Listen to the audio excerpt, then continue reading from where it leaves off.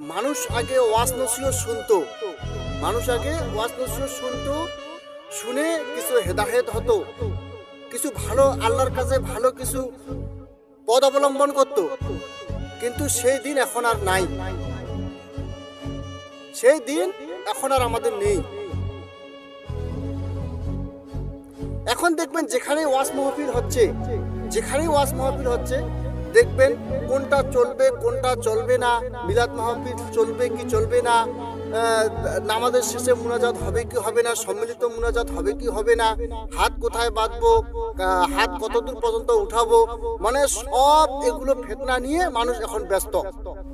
মানুষ এখন আর আগের মতো যে একটা ওয়াজ মাহফিলে গিয়ে যেখানে হেদায়েত হওয়ার কথা, হ্যাঁ, যেখানে একটা ভালো রাস্তা অবলম্বন করার দরকার, সেখানে কিন্তু এগুলো আর হচ্ছে না। এখন বর্তমান দিনে এমন একটা ফিতনার দিন চলে এসেছে যে প্রত্যেক জায়গায় যখনই ওয়াজ মাহফিল হচ্ছে তখন এই ফিতনাগুলি শুরু হচ্ছে। কেন ভাই, কেন আপনারা এরকম করেন? আমি এগুলোর জন্য আলেম সমাজকে আমি বলবো, যেগুলো আলেম আছেন তাদেরকে আমি বলবো যে আপনারা যখন কোনো ওয়াজ মাহফিলে যাবেন, আপনাকে যদি বলা হয় যে আপনি কিন্তু ওইখানে গিয়ে এরকম ধরনের আলোচনা করবেন যে আমাদের এগুলো আমাদের সমাজে চলে, এগুলো গিয়ে আলোচনা করবেন ওইখানে। আমি অনুরোধ করব সেই আলেমকে, আমি সেই আলেমকে অনুরোধ করব যে আপনি ওই সমস্ত জায়গায় আপনি যাবেন না। আর যদিও চান আপনি ওনাদেরকে বলে দেন যে না, আমাদের কাজ হচ্ছে সাধারণ মানুষকে আমরা হেদায়েতের রাস্তা দেখিয়ে দেব, যেটা কোরআন এবং হাদিসে যেটা উল্লেখিত আছে, যেটা সত্য আছে, সেই বাণীটা আমরা সেখানে প্রচার করব। সেখানে সাধারণ মানুষ আসবে, যাতে মানুষ বিভ্রান্তির দিকে না যায়, মানুষ যাতে বিভ্রান্তির পথ না ধরে, তার জন্য আমাদের যেরকম আলোচনা আমরা সেরকম আলোচনা চালিয়ে যাব। আমরা ওগুলো কোনো আলোচনা করতে পারবো না, কোনটা চলবে কি কোনটা চলবে না, ওই সমস্ত ফিতনাবাজে আমরা ওই জায়গায় যাব না। এটা আমি আলেম সমাজকে অনুরোধ করব। এই যে দেখেন আপনারা আলেমগুলো একটা কথা আপনারা চিন্তা করে দেখেন যে আপনারা যখন একটা মনে করো যে মাহফিলে গিয়ে একটা কথা বলেন, একটা কথা যদি আপনাদের মনে করো যে এদিক ওদিক হয়ে যায়, ওই কথাটা প্রচার হয়ে যাচ্ছে, কত লোক শুনতেছে। এখন তো সোশ্যাল মিডিয়ার যুগ, সবাই মোবাইল নিয়ে ক্যামেরা নিয়ে ভিডিও রেকর্ড করতেছে, ওগুলো সব জায়গায় মানে ছেড়ে দিচ্ছে। এগুলো আমাদের একটু চিন্তা করতে হবে, আর এইসব বিভ্রান্তির পথ থেকে আমাদেরকে বেরিয়ে আসতে হবে।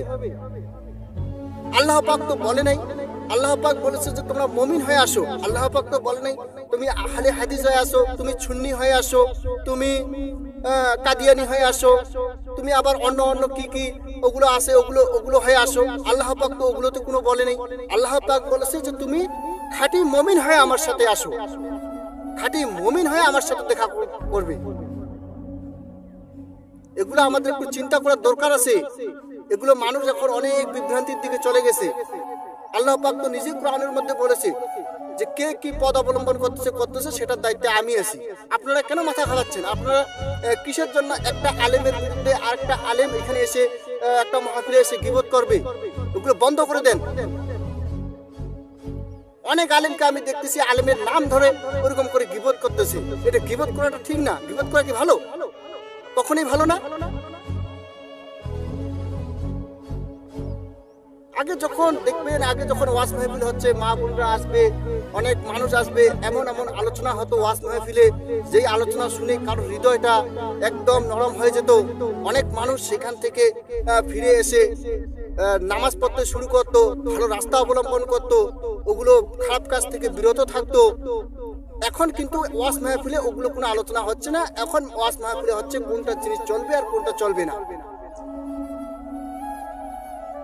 আর এগুলোর জন্য কিসের জন্য আপনারা বিভ্রান্ত হবেন? আপনারা কিসের জন্য বিভ্রান্ত হবেন? আমি মমিনুল, আমি যদি এক জায়গায় আমি গিয়ে বলি যে এই জায়গাটা আমার সাথে 100টা লোক যদি বলে যে হ্যাঁ এটা মমিনুলের জায়গা, এটা কিন্তু যদি মনে করো যেই জমির যে মালিক আছে তার কাছে যদি কাগজ থাকে, দলিল থাকে, সে যদি এসে যদি এবার 100টা লোক, ও কিন্তু একাই এসে যদি বলে যে দেখো আমার কিন্তু কাগজ আছে, আমার একদম চকচকা কাগজ, এখানে আমার জমিটা এখানে লেখা আছে, তখন আমাদের 100টা লোকের জিত হবে না ওই একটা লোকের জিত হবে? অবশ্যই একটা লোকের জিত হবে, কেননা তার কাগজপত্র সব রেডি আছে, দলিলে সব রেডি আছে।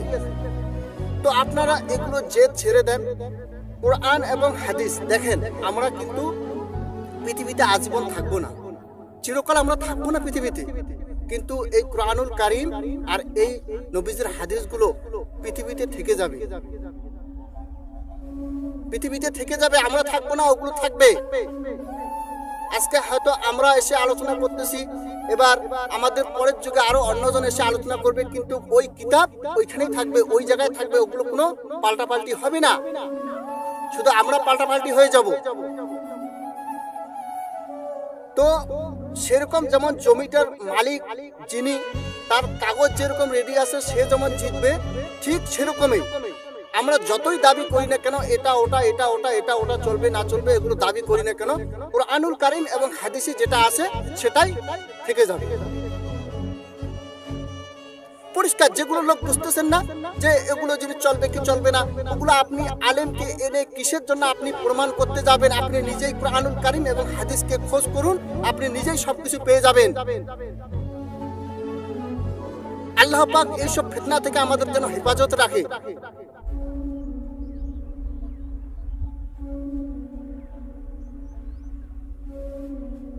কিসের জন্য আপনারা এরকম করতেছেন আমি তো মানে কিছুই বুঝতে পারতেছি না, কোথায় হাত বাঁধবেন? এই যে মসজিদের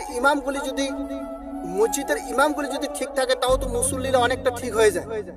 একজন মসজিদের ইমাম হয়ে এটা তো জানা কমসে কম দরকার যে হাত কোথায় কোথায় বাঁধা জায়েজ, হাত কতদূর পর্যন্ত ওঠা জায়েজ, এগুলো একটু আলোচনা করেন।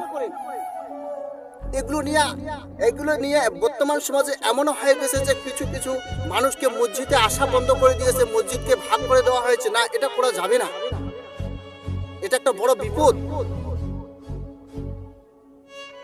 আল্লাহ পাক যেন আমাদের এই সব ফিতনাবাজ থেকে আমাদেরকে হেফাজতে রাখে। আমরা সবাই একত্রিত হয়ে চলবো, আমরা যেন ভাঙ্গাভাঙ্গি না হই।